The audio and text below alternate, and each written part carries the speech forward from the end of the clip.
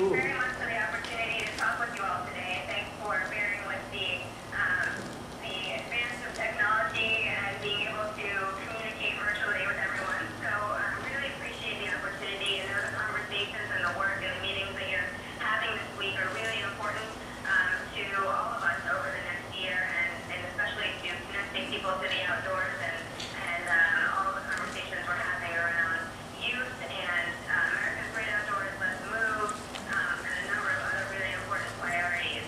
I think a common theme that all of us are discussing is partnership, and that's what all of you represent within the federal family and with our friends and our partners who are also in the room who are so critical to the success of our program.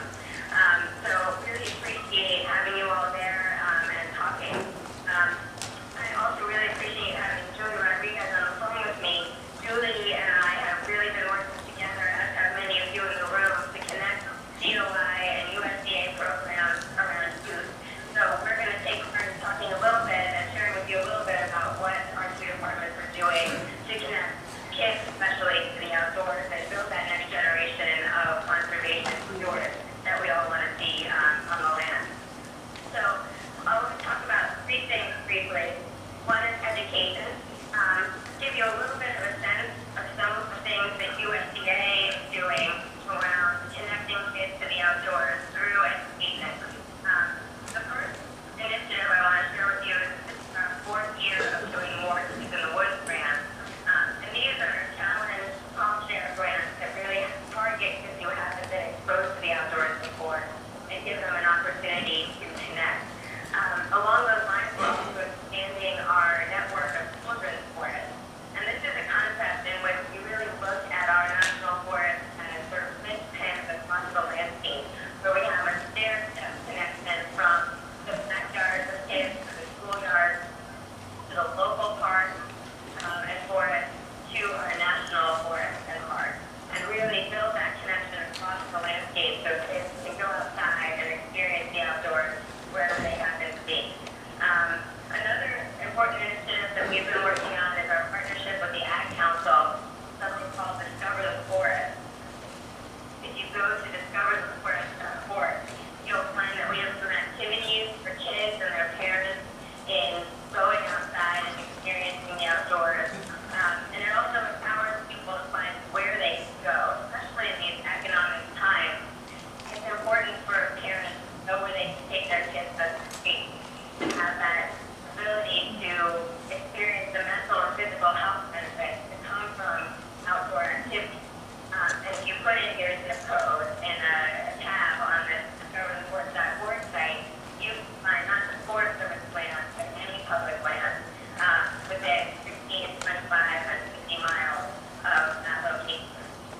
So that's very empowering to help parents know where to go to take their outdoors. We also have a full conservation education program where we're trying to connect with kids directly in schools.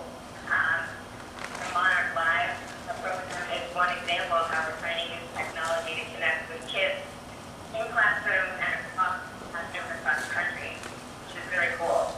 And I know we have a number of partnerships with folks in the room to really move those programs and build educational components. Julie, did you want to talk a little bit about similar programs at DOI? Yes, thanks very much, Meryl, for inviting us to also join you on this call. As Meryl mentioned, I think, two things that I just want to reiterate from the DOI perspective is, one, really trying to work more closely with our federal family partners like USDA to ensure that we, are I think, leveraging sort of our resources better and also aligning our work and our partnership opportunities better. The second is partnerships with you all and ensuring that we are not just, connecting with organizations that we have always historically worked with, but also reaching out to new and sort of emerging populations and organizations that will help us reach even more young people, and especially those that traditionally have not been involved or engaged in our programming. We see partnerships as sort of the vehicle to be able to do that most effectively. Many of you all, I'm sure, are familiar with the educational programs that the Department of the Interior has. A couple that I would highlight are, some of our outdoor classroom networks and Hands Across the Land that the Bureau of Land Management helps to coordinate along with a number of other federal agencies. We also have our Take It Outside program that is really in close alignment with the First Lady's Let's Move Outside initiative that is really intent on engaging young people outdoors and through physical activity in a way that they're not just sort of having fun and enjoying the outdoors, but also understanding the importance of physical activity and health and nutrition, and really that the outdoors is a perfect, low-cost vehicle for them. In terms of some of our more formal educational programs or educational programs that we're aligning and connecting with schools and school districts, as you all know, we face very uncertain budget times, both at the federal level as well as at the state and local levels. And so one of the things that we are working heavily on is engaging public education teachers in ways that, again, doesn't require additional resources on their end, but will still provide them an opportunity to connect their students to, I think, the wonderful natural and cultural resources that we help to manage and foster. And so Teacher Range or Teacher is one of those programs that the National Park Service helps to administer that gives teachers an opportunity to come out and serve as a ranger on one of our, or in one of our national parks for a period during the summer in which they develop lesson plans and ideas and opportunities for engaging their classes in these efforts. Another area that we've been working closely with the National Park Foundation on is also virtual field trips. And so with the absence of some field trip money and resources to get young people actually out to some of our national parks, really identifying strategies and ways of bringing the parks to them. I think this is particularly important for some of our urban communities as well, who again may have never visited a national park or even a local park for that matter, and so to expose them to the richness of what the outdoors has to offer in a hope for sort of sparking an interest and level of engagement that will actually get them out to physically see these spaces and places and really enjoy all that they can afford them. And then I think in terms of some of the technological efforts that we are focusing in on is the one, I think, new application is the tortoise application that we're looking at spreading further, but it helps to track some of the migration patterns of the desert tortoise in the Mojave Desert. And so again, it's another way to get young people excited using new technology to get them connected to the outdoors and understanding their role as stewards. Again, I think for us it's important that we don't pit technology against outdoor recreation or outdoor experiences, but actually think about how can technology be a vehicle towards exposing more young people to the outdoors and eventually getting them out there physically active and recreating. So those are some of the highlights that I wanted to share with you all. Thank you. Thank you. Well, Meryl and Julie, do you have any closing comments? We really appreciate you being with us. Sure, yeah. Just a few other points to mention are, it would be great to hear your thoughts about our employment as Christian being to the outdoors through opportunities on the land.